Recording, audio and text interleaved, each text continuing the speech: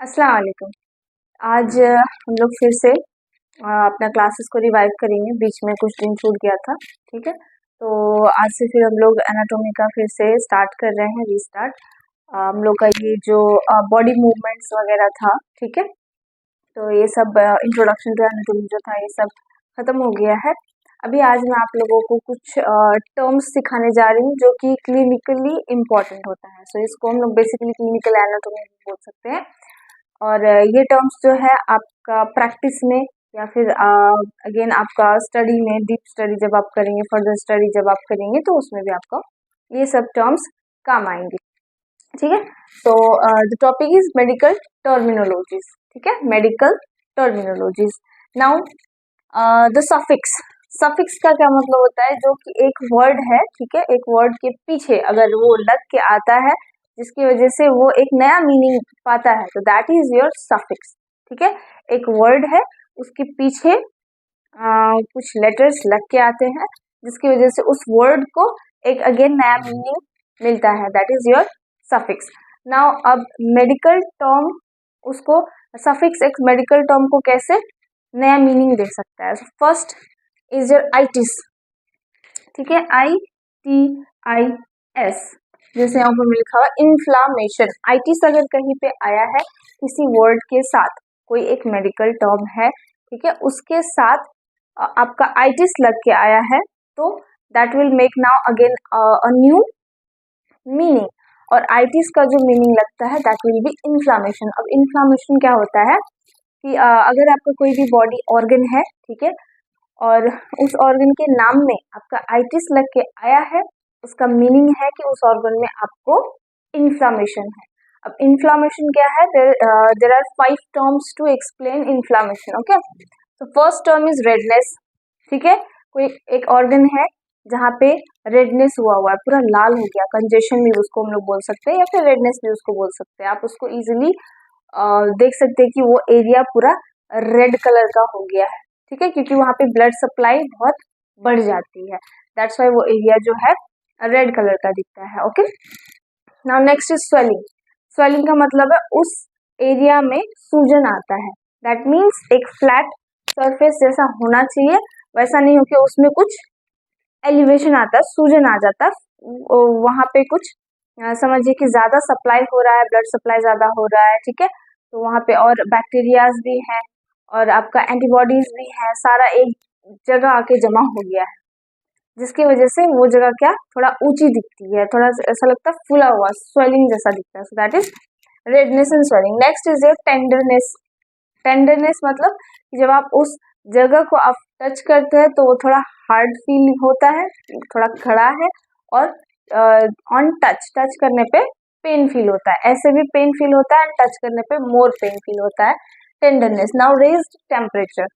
अब उस जगह पे जब आप छुएंगे तो वहां पे आपको वो जगह गर्म फील होगी। रेज टेम्परेचर मतलब बाकी बॉडी का टेम्परेचर के कंपैरिजन में वो जो इन्फ्लामेशन वाला एरिया है उस एरिया में टेम्परेचर ज्यादा होगा, जिसकी वजह से आप वहां पे अगर पालपेट करते हैं, हाथ को रखते हैं, तो आपको गर्म फील होता है, ठीक है। So raised temperature and pain मैंने बोल दिया। So this 5 things comes together to make one single symptom, that is inflammation, और साइन भी बोल सकते हैं। इन्फ्लामेशन उसी को हम लोग बोलते हैं। रेडनेस है, स्वेलिंग है, ठीक है, फुला हुआ, सूजन हुआ है, रेडनेस है, टेंडरनेस है, एंड देन टेम्परेचर वहाँ का बढ़ा हुआ है, गर्म है, वो स्पॉट, वो जगह गर्म है, एंड देन नेक्स्ट इज वहाँ पे दर्द हो रहा है, ठीक है। So that will be your inflammation. अब आइटिस, कौन कौन से ऑर्गन में अब आइटिस लग के आता है? जैसे कि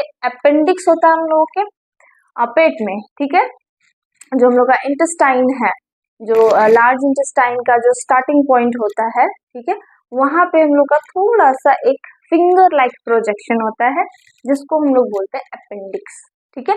इसको हम लोग वेस्टिजियल ऑर्गन भी बोलते हैं क्योंकि इसका कोई रोल नहीं पाया जाता है डाइजेस्टिव सिस्टम में, ठीक है, तो इसको वेस्टिजियल ऑर्गन भी बोला जाता था। बट इवेंचुअली क्या होता है कि जब आप अपेंडिक्स को हटा देते हो एक वेस्टिजियल ऑर्गन मान के, तो आपको इमीडिएटली कुछ डाइजेशन प्रॉब्लम्स इवॉल्व होने लगते हैं। तो बेसिकली ये एक समझ में आता है कि कुछ ना कुछ उसका रोल है इन डाइजेशन, ठीक है। एंड नाउ अपेंडिसाइटिस मतलब उस अपेंडिक्स में अगर इन्फ्लामेशन है, वहाँ पे सूजन हो रहा है, ठीक है। अंदर में तो आप नहीं देख सकते कि रेड है या कुछ है या नहीं है, अंदर में तो आप नहीं देख सकते अनलेस एंड अनटिल आप उसका अल्ट्रासाउंड या फिर सीटी स्कैन कुछ कराए हो। बट जो पेक्युलर साइन होता है वो बहुत ज्यादा पेन होना। अपेंडिक्स का जो साइट है राइट इलियाक फोसा, यानी कि जो आपका लोअर एब्डोमेन है, एब्डोमेन का जो सबसे लोअर पार्ट है उसका राइट साइड, वो है आपका exact location for your appendix ना। उस जगह पे आपका बहुत ही जोर से दर्द होता है, ठीक है। And that pain is due to swelling of the और the inflammation of the appendix. Appendix में इन्फ्लामेशन हुआ है, सूजन हो रहा है उसमें कुछ इन्फेक्शन की वजह से, ठीक है। तो उस और बुखार भी आता है, ठीक है। बुखार क्यों आता है कि कुछ इन्फेक्शन होने के बाद इट इज ऑब्वियस कि आपको फीवर आएगा ही आएगा। फीवर एक बीमारी नहीं है, वो एक लक्षण है। कोई एक बीमारी है आपके शरीर में तो आपको फीवर आएगा in response to that disease, ठीक है। तो अपेंडिसाइटिस जब होता है तो उसके रिस्पॉन्स में आपके बॉडी में फीवर आता है, आपका बॉडी पूरा टेम्परेचर रेज हो जाएगा, ठीक है। So appendicitis is that. Now another thing is tonsillitis, जो कि यूजुअली बहुत सारे लोग एक्सपीरियंस करते हैं, ठीक है। यूजुअली ठंडी के मौसम में क्या होगा, आपके गले में दर्द होने लगेगा, कुछ आप खा नहीं पाओगे, पी नहीं पाओगे, पानी पियोगे या फिर कुछ खाओगे तो जब अंदर जाने लगेगा, सोलो करने लगेगा आप उसको, तो बहुत ज्यादा दर्द फील होगा। दैट इज आपका जो टॉन्सिल होता है गले में, टॉन्सिल प्रेजेंट होता है बोथ साइड में, तो वो टॉन्सिल जो है उसमें इन्फ्लामेशन आता है due to any cause reason, bacterial reason हो सकता है, वायरल इन्फेक्शन हो सकता है, ठीक है। तो उसकी वजह से आपका जो टॉन्सिल है वहां पे इन्फ्लामेशन हो जाता है। इसलिए आप देखते हो जब डॉक्टर आँख करने के लिए बोलते हैं आपको, तो बोलते हैं टॉन्सिल बढ़ा हुआ है। वो बढ़ा हुआ मतलब देयर इज स्वेलिंग, ठीक है। टॉन्सिल में एक स्वेलिंग हुआ जिसकी वजह से टॉन्सिल का साइज बड़ा दिख रहा है, रेड दिखता है, कंजेशन टाइप का दिखता है, कभी कभी वो येलो कलर का भी दिखता है, ठीक है। Now next is arthritis. Arthritis का मतलब होता है जो आपका जॉइंट होता है, जोड़ जॉइंट, जैसे ये एल्बो जॉइंट हो गया, नी जॉइंट हो गया, ठीक है। जॉइंट में इन्फ्लामेशन होना, दैट इज योर आर्थराइटिस, ठीक है। आइटिस लगा यानी उस ऑर्गन में, उस जगह में, आर्थराइटिस यानी कि जॉइंट का एरिया। नाउ टॉन्सिलाइटिस यानी टॉन्सिल में, अपेंडिसाइटिस यानी अपेंडिक्स में क्या है, इन्फ्लामेशन है। क्यों, यानी क्योंकि वहां पे आइटिस आ गया। आइटिस क्या करता है, डिनोट इन्फ्लामेशन को डिनोट करता है। Now next our suffix is, now suffix again क्या, जो वर्ड किसी भी वर्ड के पीछे लग के उस वर्ड को एक नया मीनिंग देता है, that is your suffix. Now another suffix is ectomy, ECTOMY, ectomy. Now ectomy का क्या मतलब होता है, organ removal from the body.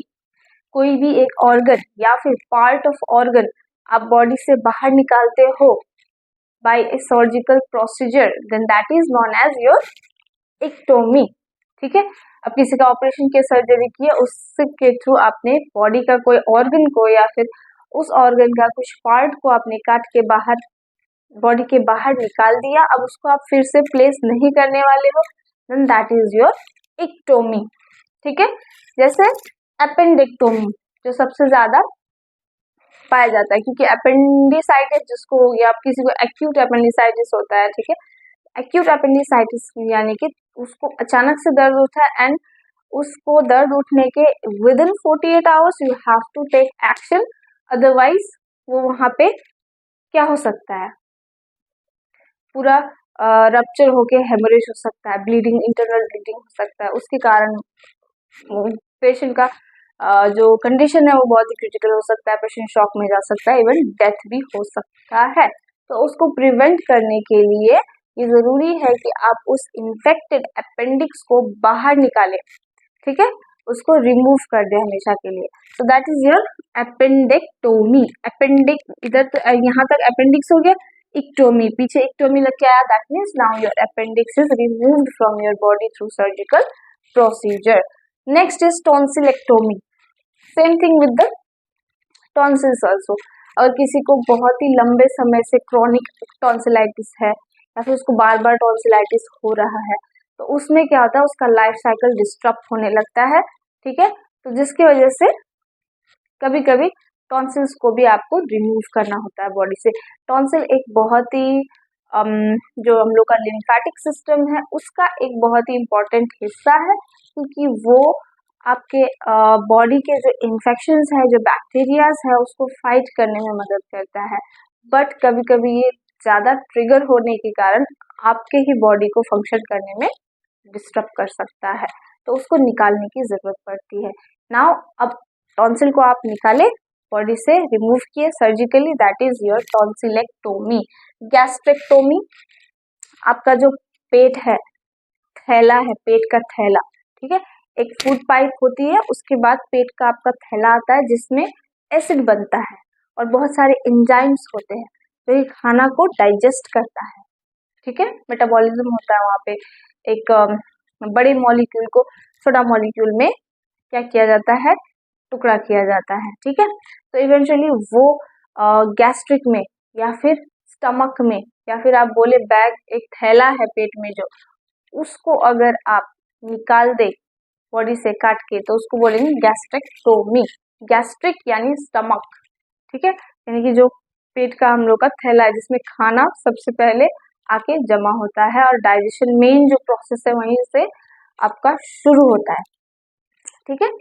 So that is gastrectomy. कभी कभी गैस्ट्रिक में स्टमक में जो होता है ट्यूमर हो जाता है, ठीक है। अब वो ट्यूमर अगर मैलिग्नेंट का रूप ले लिया, मैलिग्नेंट का मतलब है कि अब वो ब्लड के थ्रू और भी जगह फैल सकता है, एक कैंसर बन चुका है, तो आपको क्या करना होगा, इवेंचुअली उस पूरे इंसान को बचाने के लिए उस पेट के थैले को काट के निकालना पड़ सकता है। So that is your gastrectomy, ठीक है।